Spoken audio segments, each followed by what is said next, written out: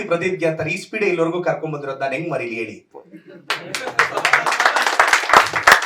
ನನ್ನ ಯಾರೋ ಒಬ್ರು ಕೇಳಿದ್ರು, ನಿಂದು ಮಾತು ಜಾಸ್ತಿ ಅಂತ, ನೀನ್ ಕಡಿಮೆ ಮಾತಾಡ್ತೀಯ, ಏನ್ ಕಡದ್ ಕೆಟ್ಟ ಹಾಕಿದ್ಯ ಹೇಳು ಅಂತ ಕೇಳಿದ್ರು. ನನ್ನ ಯಾರೋ ಕೇಳಿದ್ರು, ನಿಂದು ಮಾತು ಜಾಸ್ತಿ ಅಂದ್ರು, ನೀನ್ ಕಡಿಮೆನೆ ಮಾತಾಡ್ತೀಯಪ್ಪ, ಏನ್ ಕಡದ್ ಕಟ್ಟ ಹಾಕಿದ್ಯ ಹೇಳು. ಅಟ್ಲೀಸ್ಟ್ ನಾನು MLA ಆದ್ರೂ ಆಗಿದ್ದೆ. ಪಿಕ್ಚರ್ಗೆ ಒಳ್ಳೇದಾಗ್ಬೇಕು.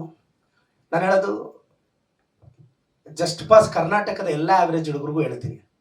ಈ ಹೆಂಗಿರುತ್ತೆ ಗೊತ್ತಾ ಸರ್, ಈ 10th ಸ್ಟ್ಯಾಂಡರ್ಡ್ಲಿ ಡಿಸೆಂಬರ್ವರೆಗೂ ನಮಗೆ ಮನೇಲಿ ಅಕ್ಕಿ ಡಬ್ಬದಲ್ಲಿ ರಾಗಿ ಡಬ್ಬದಲ್ಲಿ ಕಾಸು ಎತ್ಕೊಂಡು ಅಮ್ಮ ಗೊತ್ತಿಲ್ಲದೆ ಖರ್ಚು ಮಾಡೋದು ಅಭ್ಯಾಸ. ಒಬ್ನು 4 ತಿಂಗಳು ಹುಡುಕ್ನಂತೆ ₹1 ಸಿಗ್ಲಿಲ್ಲ. ಈಗ ನನ್ನ ಜೋಶಲ್ಲಿ ಮಾತಾಡ್ತೀನಿ, ಅದಕ್ಕೆ ನನಗೆ ಸ್ಟೋನ್ ಸ್ಲೋ ಅಲ್ಲಿ ಮಾತಾಡೋದು ಕಷ್ಟ. ಒಂದು ಇನ್ಸ್ಟಿಟ್ಯೂಷನ್ ಕಟ್ಟಿದ್ದೀನಿ, more than 500 ಜನಕ್ಕೆ ಕೆಲಸ ಕೊಟ್ಟಿದ್ದೀನಿ, MLA ಆಗಿದ್ದೀನಿ, ಅಟ್ಲೀಸ್ಟ್ ಟ್ರಾಲ್ ಪೇಜಸ್ಗೆ ಕ್ರಶ್ ಆಗಿದ್ದೀನಿ. I like I'm the crush of the troll pages. I never bother sir. ನನ್ನ ಯಾರೋ ಕೇಳಿದ್ರು, ಕೆಲವರು ಸೀರಿಯಸ್ ಆಗಿ ಕೇಳಿದ್ರು, ಟ್ರಾಲ್ ಪೇಜಸ್ ಅಲ್ಲಿ ಹಂಗೆಲ್ಲ ಟ್ರಾಲ್ ಮಾಡ್ತಾರೆ, ನಿಮ್ಗೆ ಬೇಜಾರಾಗಲ್ಲ ಸರ್? ನಮ್ಮೂರ್ ಗಲ್ಲಿಯಲ್ಲೇ ನನ್ನ ಇಂಟ್ರಡಕ್ಷನ್ ಗೊತ್ತಿರ್ಲಿಲ್ಲ, ಇವತ್ತು ಪ್ರತಿ ಹಳ್ಳಿಗೂ ಇಂಟ್ರಡಕ್ಷನ್ ಕೊಡ್ತಾ ಇದ್ದಾರೆ. I love them. What's wrong in it? ಪಾಪ ನಮ್ಮೂರಲ್ಲಿ ಚಿಕ್ಕ ಲೀಡರ್ಸ್ ಪಾಪ್ಯುಲರ್ ಆಗಕ್ಕೆ ಫ್ಲೆಕ್ಸ್ಗಳು ಹಾಕಿ, ಪ್ರಿಂಟ್ಗಳು ಹಾಕಿ, ಕಟ್ಟಿ ಫೋಟೋಗಳು ಹಾಕಿ, DP ಹಾಕಿ, ಸ್ಟೇಟಸ್ ಹಾಕಿದ್ರು ಪಬ್ಲಿಸಿಟಿ ಸಿಗ್ತಾ ಇಲ್ಲ. ಇದೇನ್ ಸರ್, ಒಂದೊಂದು ವಿಡಿಯೋ ಮಿಲಿಯನ್ಸ್ ಅಲ್ಲಿ ವ್ಯೂಸ್ ಬರ್ತಾ ಇದೆ. ನನಗೆ ಏನ್ ಗೊತ್ತಾ, it's all about taking our self. ನನ್ ಕನ್ನಡ ಒಂದೇ ಕರೆಕ್ಟ್ ಆಗಿ ಬರೋದು, ಇಂಗ್ಲಿಷ್ ಎಲ್ಲ ಬರಲ್ಲ. ನಾನು ನಂಬಿದ್ದೀನಿ ಇಂಗ್ಲಿಷ್ ಇರೋದೇ ತಪ್ಪು ಮಾತಾಡಕ್ಕೆ, ಕರೆಕ್ಟ್ ಆಗಿ ಮಾತಾಡಕ್ಕೆ ಕನ್ನಡ ಇದೆ ಸಾಕು ಅಂತ. ನೀವು ಯೋಚನೆ ಮಾಡೋ ರೀತಿ ನಿಮ್ ಲೈಫ್ ನ ಮುಂದಕ್ಕೆ ಕರ್ಕೊಂಡು ಹೋಗುತ್ತೆ. ಈಗ ಜಸ್ಟ್ ಪಾಸ್ ನಾನು ಆಗ್ಲೇ ಅದೊಂದು ಹೇಳ್ತಾ ಇದ್ದೆ.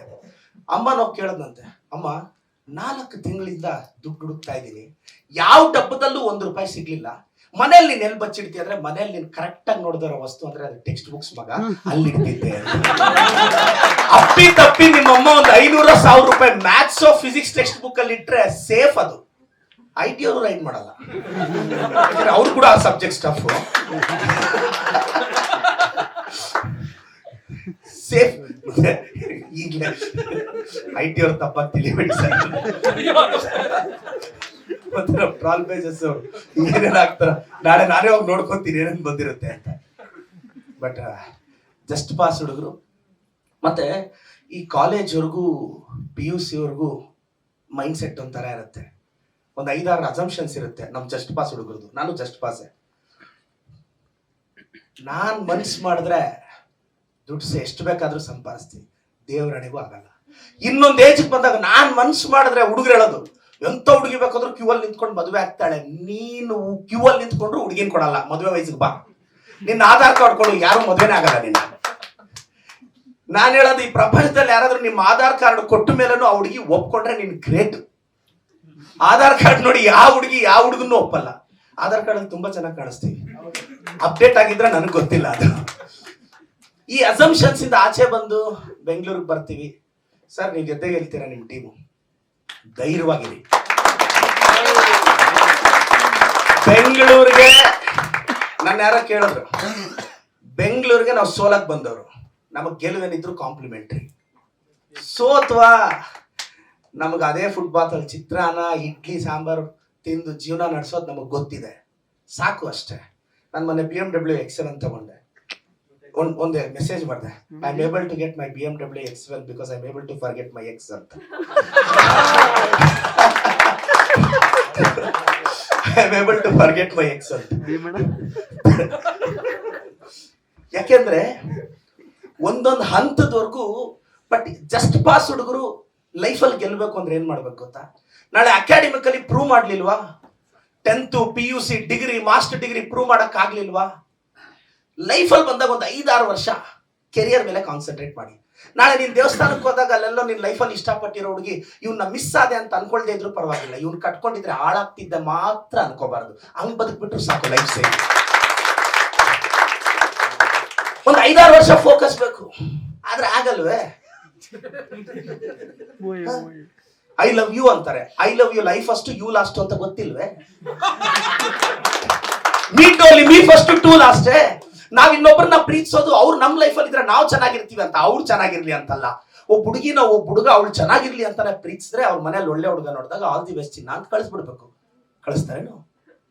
ಎಲ್ಲ ಸ್ವಾರ್ಥನೆ. ನಾನು ಯಾಕಿದೆ ಹೇಳ್ತಾ ಇದ್ದೀನಿ ಅಂದರೆ, ಈ ಒಂದು 5-6 ವರ್ಷ ಎಲ್ಲ ಆವ್ರೇಜ್ ಹುಡುಗರು ಕರ್ನಾಟಕದವ್ರಿಗೆ ಹೇಳ್ತಾ ಇದ್ದೀನಿ, ಒಂದು 4-5 ವರ್ಷ ಸಾಧ್ಯ ಆದರೆ ನೀನು ಇಷ್ಟಪಟ್ಟ ಹುಡುಗಿಗೆ ಹೇಳು, ಲೈಫಲ್ಲಿ ನಾನು ಪ್ರೂವ್ ಮಾಡ್ತೀನಿ, ನನ್ನ ಜೀವನದಲ್ಲಿ ಗೆಲ್ತೀನಿ ಅಂತ. ಇಲ್ಲ, ನಾನು ಇಷ್ಟಪಡೋ ಹುಡುಗಿನ ಅಷ್ಟು ದಿನ ನನ್ನ ಕೈಲಿ ಬಿಟ್ಟಿರಕ್ಕಾಗಲ್ಲ, ಆಪ್ ತೆರಾ ಜಿಂದಗಿ ಹೇ ದಡ್ಕನ್ ಹೇ ಅಂತೆಲ್ಲ ಈ ಡೈಲಾಗ್ಸ್ ಹೇಳಿದ್ರೆ ಬಹಳ ಕಷ್ಟ. ಆವ್ರೇಜ್ ಹುಡುಗರಿಗೆ ಹೇಳ್ತಾ ಇದ್ದೀನಿ, ಒಂದು 4-5 ವರ್ಷ ಸ್ಯಾಕ್ರಿಫೈಸ್ ಮಾಡಿ, ಕೆರಿಯರ್ ಕಡೆ ಕಾನ್ಸಂಟ್ರೇಟ್ ಮಾಡಿ, ಸ್ವಲ್ಪ ದುಡ್ಡು ಎತ್ತಿಡಿ. ಏನ್ ಗೊತ್ತಾ, ನಮ್ಮ ಸಮಾಜದಲ್ಲಿ ರೈಟ್ ಆಗಿ ಮೋಟಿವೇಟ್ ಮಾಡೋರಿಲ್ಲ. ದುಡ್ಡು ಇಂಪಾರ್ಟೆಂಟ್ ಅಲ್ಲ ಅನ್ಕೊಂತಾರೆ. ಒಳ್ಳೆಯವರು ದುಡ್ಡು ಮಾಡ್ಲಿಲ್ಲ ಅಂದ್ರೆ ಆ ದುಡ್ಡನ್ನ ಕೆಟ್ಟವ್ರು ಮಾಡಿ ಕೆಟ್ಟದಕ್ಕೆ ಬಳಸ್ತಾರೆ. ಒಳ್ಳೆಯವನ್ ದುಡ್ಡು ಮಾಡದೇ ಇರೋದು ಈ ಸಮಾಜಕ್ಕೆ ಒಳ್ಳೇದಲ್ಲ, ಸಮಾಜಕ್ಕೆ ಒಳ್ಳೇದಲ್ಲ. ಒಳ್ಳೆಯವ್ರು ದುಡ್ಡು ಮಾಡ್ಬೇಕು, ಒಳ್ಳೇದಕ್ಕೆ ಬಳಸ್ತಾರೆ. ನನ್ನ ಬಿಸ್ನೆಸ್ ಅಲ್ಲಿ ನಾನು ದುಡ್ಡು ಸಂಪಾದಿಸ್ತಿದ್ದೀನಿ. ಇವತ್ತು 1000ಕ್ಕೂ ಹೆಚ್ಚು ಜನಕ್ಕೆ 5,000 ಸ್ಕಾಲರ್ಶಿಪ್ ಕೊಟ್ಟಿದ್ದೀನಿ. 20,000 ಜನ ಗೌರ್ಮೆಂಟ್ ಸ್ಕೂಲ್ ಮಕ್ಕಳಿಗೆ ಗಣೇಶನ ಬಗ್ಗೆ ಬಟ್ಟೆ ಹೊಲಿಸಿದ್ದೀನಿ. ಎಲೆಕ್ಷನ್ ಆದ್ಮೇಲೆ ನನ್ನ ಕಾನ್ಸ್ಟಿಟ್ಯೂನ್ಸಿಯಲ್ಲಿ 10 ಆಂಬುಲೆನ್ಸ್ ಹಾಕಿದ್ದೀನಿ. 24/7 ತಿಂಗಳಿಗೆ 12 ಲಕ್ಷ ಖರ್ಚು ಮಾಡ್ತೀನಿ. ಇದ್ಯಾವುದು ಎಲೆಕ್ಷನ್ ಗಿಮಿಕ್ಕೆ ಅಲ್ಲ, ಅದಿರೋದಿನ 5 ವರ್ಷಕ್ಕೆ ಆತ್ಮತೃಪ್ತಿಗೆ ಮಾಡ್ತಾ ಇದ್ದೀನಿ. ಒಬ್ಬ ಹುಡುಗ ಕರೆಕ್ಟ್ ಆಗಿ 22 ದಿನಕ್ಕೆ ಮುಂಚೆ ಒಂದು ಎಲೆಕ್ಷನ್ಗೆ ಹೋಗಿ ನಾನೇನೋ ಬದಲಾವಣೆ ತರ್ತೀನಿ ಅಂದ್ರೆ ಜನ ಗೆಲ್ಸಿದ್ರೆ, ನಾಳೆ ನನ್ನ ಟ್ರ್ಯಾಕಲ್ಲಿ ಬರ್ತಾರಲ್ಲ 1000 ಜನ, ಅವ್ರನ್ನ ಈ ಕರ್ನಾಟಕ ನಂಬಬೇಕು ಅಂದ್ರೆ ಒಬ್ಬ ಪ್ರದೀಪ್ ಈಶ್ವರ್ ಗೆಲ್ಬೇಕು. ನಿಮ್ ಸಿನಿಮಾನು ಅಷ್ಟೇ, ಒಂದು ಲ್ಯಾಂಡ್ ಮಾರ್ಕ್ ಸೆಟ್ ಮಾಡ್ಬಿಡಿ. ಹೊಸ ಹುಡುಗರ ಪ್ರಯೋಗನ ನಾವು ಆಶೀರ್ವಾದ ಮಾಡಿ ಒಂದು ಮ್ಯಾಸಿವ್ ಹಿಟ್ ಮಾಡಿದ್ರೆ ಹೊಸ ಸಿನಿಮಾಗೆ ಬರ್ತಾರೆ. ಒಂದು ಬ್ರೇಕ್ ಬೇಕು ಇಂಡಸ್ಟ್ರಿಗೆ, ಅದು ನಿಮ್ಮಂತ ಹುಡುಗರಿಂದ ಆಗ್ಬೇಕು. ನಾನು ಮಾತಾಡಕ್ ನಿಂತ್ರೆ ಅವರ ಗಟ್ಲೆ ಮಾತಾಡ್ತೀನಿ. ವಿಶೇಷವಾಗಿ ಹೆಚ್ಚಿನ ವಿಡಿಯೋಗಳಿಗೆ ಪ್ರತಿಧ್ವನಿ ಯೂಟ್ಯೂಬ್ ಚಾನೆಲ್ ಸಬ್ಸ್ಕ್ರೈಬ್ ಮಾಡಿ, ಬೆಲ್ ಐಕಾನ್ ಕ್ಲಿಕ್ ಮಾಡಿ.